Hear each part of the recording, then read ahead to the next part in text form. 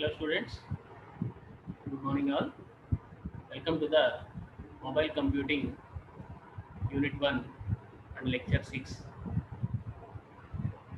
By seeing the assessment results, I hope you guys all are following the mobile computing lectures well. If any difficulties, I will again recall it whenever we meet there in the offline session. I'm very much eagerly waiting to meet you in the offline classes soon. So till now, I didn't know any one of you, but observing the assessment results, I hope you guys are following the mobile computing lectures. Now we are enter into the lecture 6 in the unit number 1. If any difficulties are there, so if any doubts are there, again in the last video of this unit, I will explain total unit number 1 in brief manner, and whenever we meet the offline classes, I am repeat it again, so in the offline sessions. So hope to see you soon in the offline classes. Okay, now here in the lecture 6, we want to discuss some of the data services of GSM. Already in the lecture 5 we completed handover management. That means how the signal is hand over to the one station to the another station. There are the 4 ways: intra-cell handover, inter-cell handover, and intra-BSC handover, inter-BSC and intra-MSC, and inter-MSC handovers. How the signal is handovering from one station to the another station, and some of the security services also we discussed in the past session. So further to provide the security, the GSM, so it follows three algorithms: A3 for authentication, A5 for encryption, and A8 for generation of cipher key. These are the various security services offered by the GSM: access control, authentication, confidentiality, and anonymity. So how the authentication, confidentiality, and anonymity is done, we discussed by calling these diagrams by using A3 algorithm, by using A8 and A5 algorithms, by using A3 authentication key generation. So we are using authentications by using A5 and A8. A5 for encryption and A8 for cipher key generation. We use it in the confidentiality, and anonymity is for temporary key generation. So that we discussed in the past session. Now here in the lecture number 6, the new data services. What are the different data services provided by the GSM? So to enhance the data transmission capability, so to increase the speed, so to increase the bandwidth. At the basic, GSM is based on connection-oriented traffic channels. Example with 9.6 kilobytes per second. So each several channel could be combined to increase the bandwidth. So if you have to be combined all the channels, automatically bandwidth is increased. So whenever the bandwidth is increased, there is a possibility of high transmission rate, high data transmission rates. The system is called HSCSD, high speed circuit switched data. High speed circuit switched data. A more progressive step in the introduction of packet oriented traffic in GSM, that is shifting the paradigm from one connections, telephone thinking to packets or internet thinking. There is another way. Not only the HSCSD, high speed circuit switched center, another system is called GPRS. This is very much important one after the GSM in the unit number 1. So general packet radio service. You guys something know basics about the GPRS. So before going to discuss about GPRS, we discuss about HSCD. Okay. A straightforward improvement of GSM's data transmission capabilities, high speed circuit switched data. high-speed circuit switch data, which is used to improvement the GSM data transmission capabilities. So, what is transmitted? Data is transmitted. So, what is meant by data? Here, the data means either voice, or text, or multimedia, whatever it may be. By using GSM services, we can transmit the data. So, the data transmission capability in the high-speed circuit switch data, in which higher data rates are achieved by bundling several TCHs. An MS requests one or more TCHs. So we already discussed with these about these temporary channels. So in the VLR location, automatically one temporary key is generated. So for that purpose, is these TCHs. An MS requests one or more TCHs from the GSM network. That is, it allocates several TDMA slots within TDMA frame. Several TDMA slots. For example, for one certain time it allocated for the one channel, and one certain time it allocated for the another channel. This is the way I think you finished it in the networks. So what happened there in the TDMA? So time division, multiple access. So this allocation can be asymmetrical. That is, more slots can be allocated on the downlink than on the uplink. A major disadvantage of there is a slots can be allocated on the downlink than on the uplink. So if you have observed your mobile devices, automatically the download speed is higher than the upload speed. So a download speed for your whatever there in the network connections, so the download speed is higher than the upload. So that is a downlink is than the uplink. A major disadvantage of these HSCD is that it still uses the connection oriented mechanism of GSM. So basically, most probably GSM depends on the connection less system, but the disadvantage for these HSCSD is it depending on the connection oriented mechanism, which is not efficient for computer data traffic.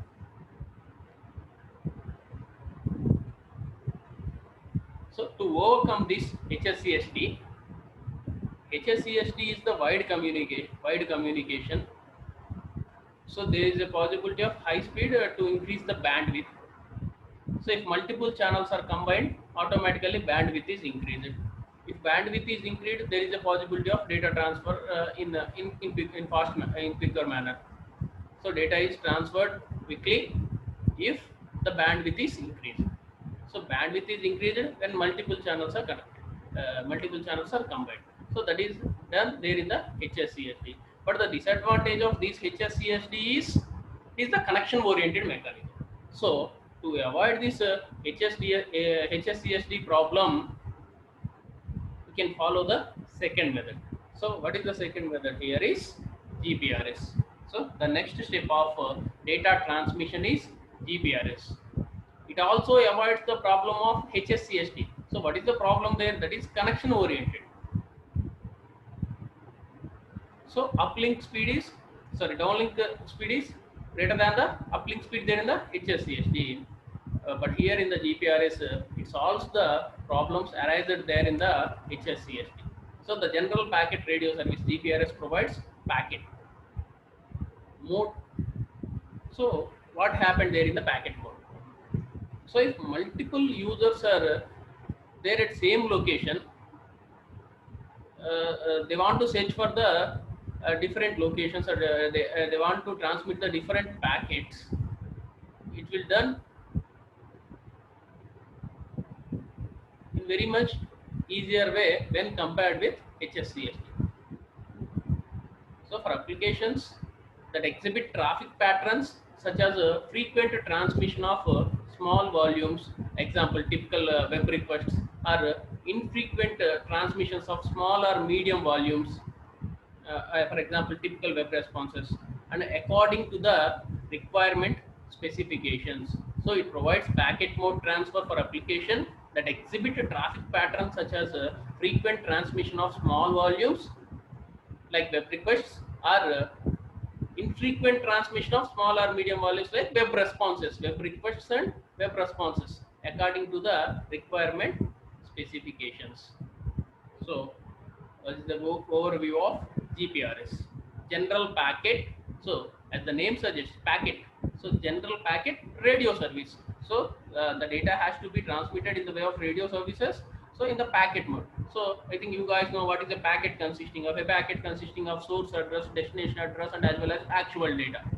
So when it reaches from the source to the destination, it touches n number of nodes. It chooses the shortest path to transmit from the source to the destination. So here in the general packet radio service, it is a mobile data service accessible to GSM IS-136 mobile phone users. So this is the model called IS-136 mobile phone users. So this is the facility is available.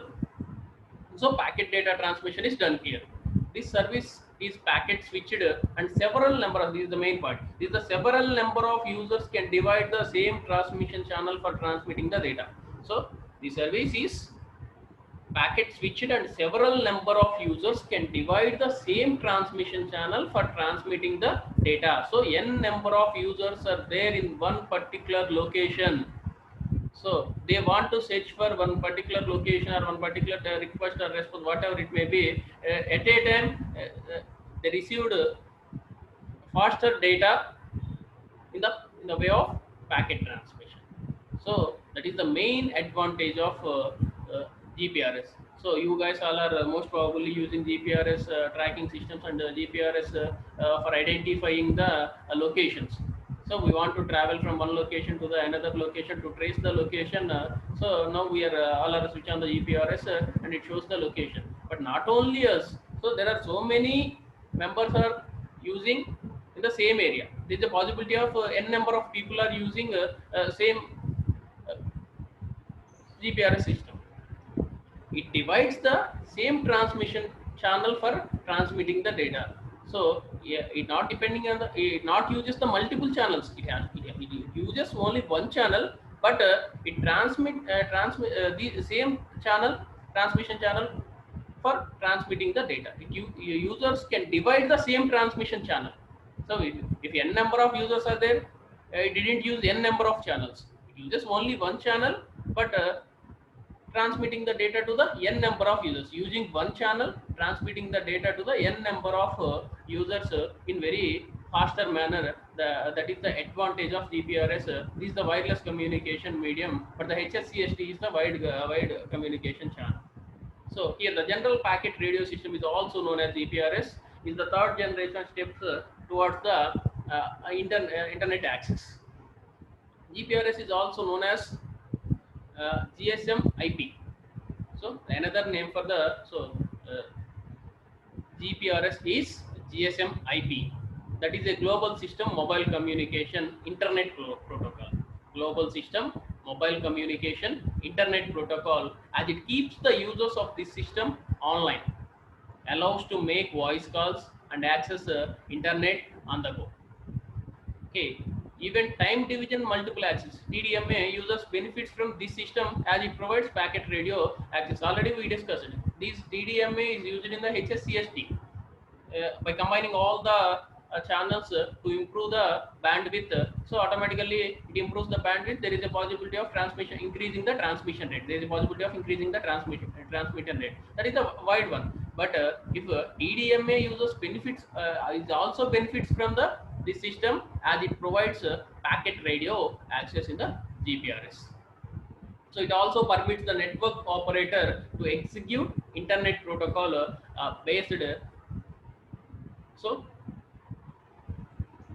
based core architecture for integrated voice and data applications that will continue to be used and expanded for 3G services.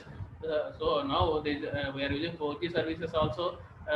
In future, we are waiting for the 5G service. But these are textbook based service.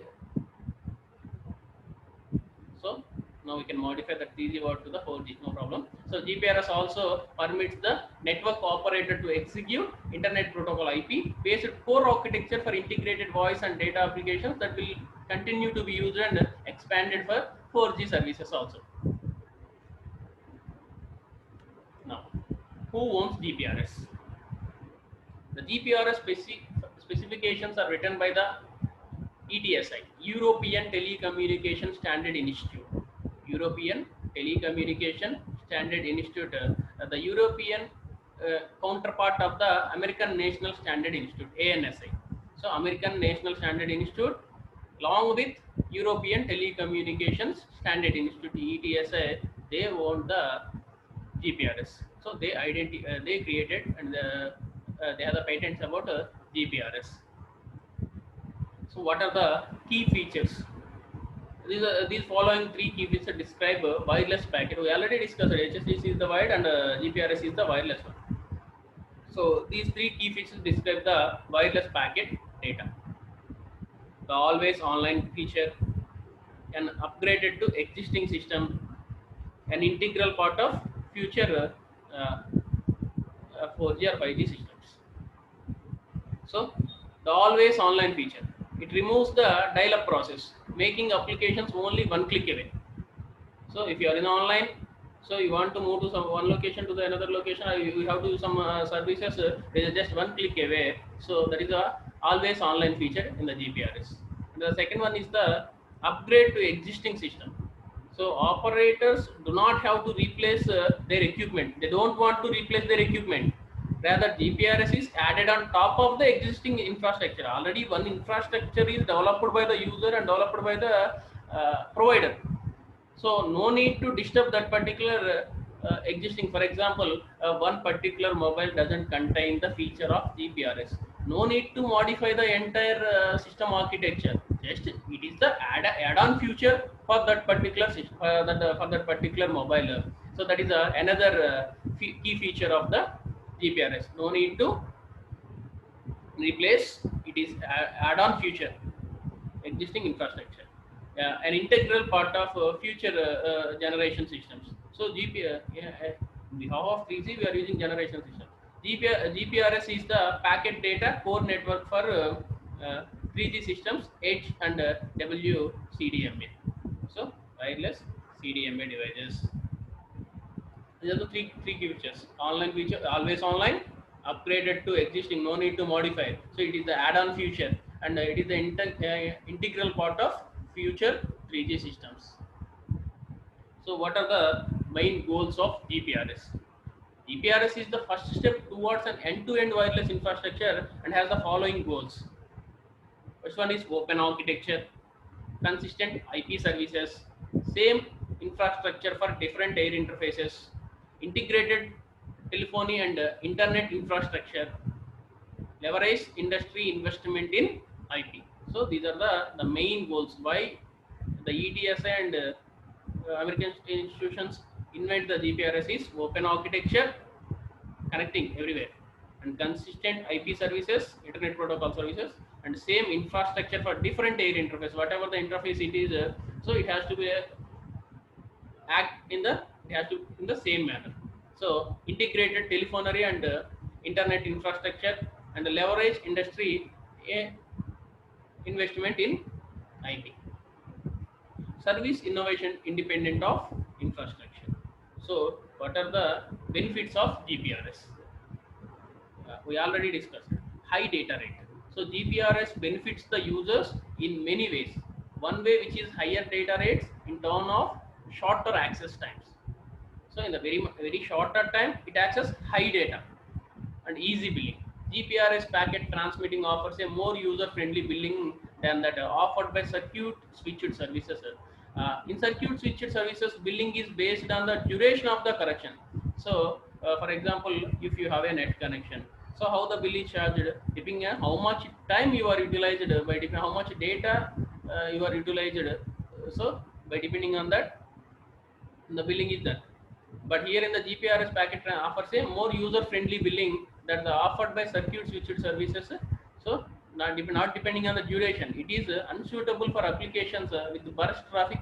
The user must pay for the entire airtime, even for ideal periods when no packets are sent. Okay, if you observe this, in circuit switched services, billing is based on the duration of connection, But here, unsuitable for applications with burst traffic, the user must pay for the entire airtime, even for ideal periods when no packets are sent. Example, when the user reads a web page. Okay, the advantage for the user is that here or he or she can be online over a long period of time, but will be billed based on the transmitted data volume. How much amount of data they transmitted by using online, depending upon the data size only, they will be charged. They will be charged.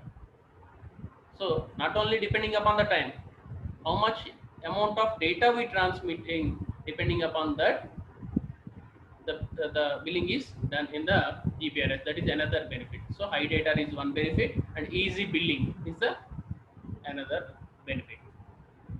So what are the different applications of GPRS?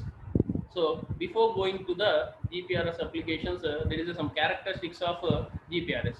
So GPRS has opened a wide range of unique services to the mobile wireless subscriber. Wide range of unique services to the mobile wireless subscriber. Some of the characteristics that have opened a market full of enhanced value service to the users.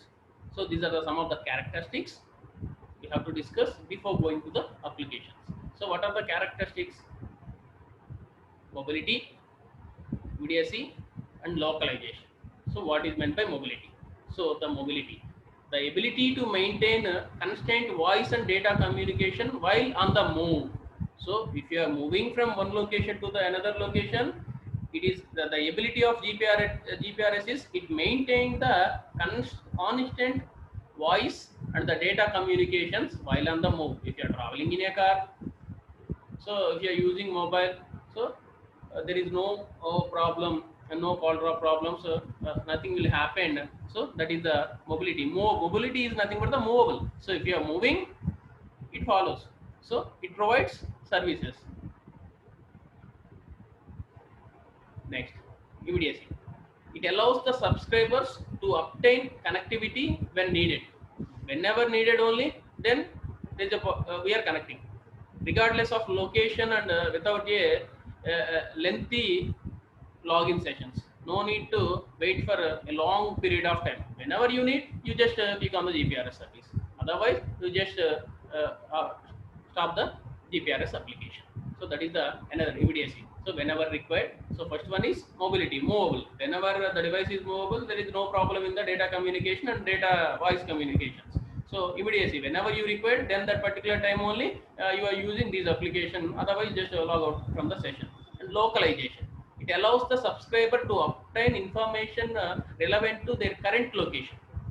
Depending upon the particular current location, it allows the subscriber to obtain information relevant to their current location using the above three characteristics: mobility, immediacy, and localization. Using the above three characteristics, varied possible applications are being developed to offer to the mobile subscribers. These applications in general can be divided into two high-level categories. Using the above three characteristics, it varied possible applications are being developed. So already what the topic is GPRS applications. So these are the unique applications, unique services provided by the GPRS. So what are the applications? So we are discussing in the next session, slide about the applications. So why we are discussing these characteristics is those applications are designed by based on this mobility, immediacy, and localization characteristics. So by depending on those characteristics, these applications in general can be divided into two high-level categories. One is corporation level, second one is consumer level. So GPRS applications are divided into two levels. First one is corporation level, second one is consumer level. So these two levels further includes. So what are the applications of GPRS? First one, communications like email, fax, unified messaging, and internet access like that. So communications. Communication is the one of the best application of GPRS: email, fax, unified messaging, and internet services. Value-added services like information service and games. So gaming is the another application for GPRS. And the third one is e-commerce, retail, ticket purchasing, banking, and financial trading, So etc. All these are the belonging to the e-commerce applications, retail, ticket purchasing, banking, and financial trading, etc. And next one is the location-based applications, navigation service, to know about the traffic conditions, and airline, rail schedulings and location finding, etc. Location-based application (GPS). Mostly, we are using these location services in our mobile systems. And next, advertising. Advertising may be location sensitive. For example, a user entering a mall can receive a advertisement specific to the stores in in that mall. So, if your GPRS is in open, that is in your mobile device, your GPRS is on. So wherever you are moving, it tracks. So whenever, for example, you are entering to a mall, that related specific advertisements only there in your mobile. So that is advertising. Next, GPRS architecture is the one of the very most important concept here in the unit number 1. Okay, how the GSM is important. Likewise, GPRS is also the important concept. So most probably the question paper consisting of essay either in one part either GSM architecture or the GPRS architecture. We have to discuss this GPRS architecture in the next session, in the whole session of next lecture. So before going to end the session, again we have to recall what we discussed in this session. So new data services. What are the data services?